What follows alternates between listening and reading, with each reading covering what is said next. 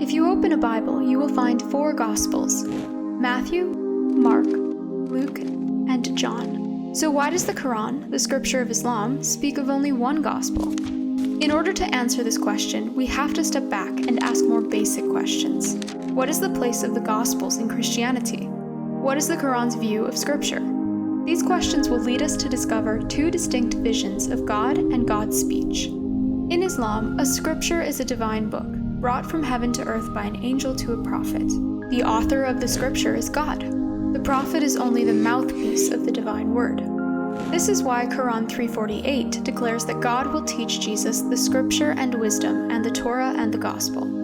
In other words, God is the author of the gospel and he gives this book to Jesus. Jesus is just one in a line of prophets honored with a holy book. Moses received At-Torah, the Hebrew Torah, David received Az-Zabur, the Psalms, and Muhammad received the Quran. There are some debates in Islam over these scriptures. How many are they? Are they eternal or created? But the basic picture of scripture in Islam is widely agreed upon. Yet, Muslims disagree about exactly what the gospel of Jesus looked like, a topic we will address in a future video. So, what is the Christian idea of the gospel? St. Paul, writing about 25 years after Christ, says, "For I am not ashamed of the gospel. It is the power of God for salvation to everyone who has faith." What did he mean by gospel? Gospel comes from a Greek word that means good news. It is related to the Hebrew word basar, which is used in the Old Testament for the good news of victory in battle. The same root is also found in the Quran in the word bushra. The earliest Christians described Jesus' life, death, and resurrection as good news, a gospel.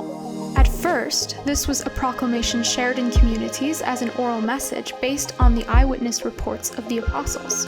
When it came time to compose written accounts of Jesus' saving work, authors naturally employed the term gospel for them. Thus, at the very beginning of Mark we read, "The beginning of the gospel of Jesus Christ, the Son of God." For this reason, early Christians did not speak about a gospel of Mark, but the gospel of Jesus Christ according to Mark. Thus, the gospel for Christians was not conceived as a book given to Jesus or taught to him by God.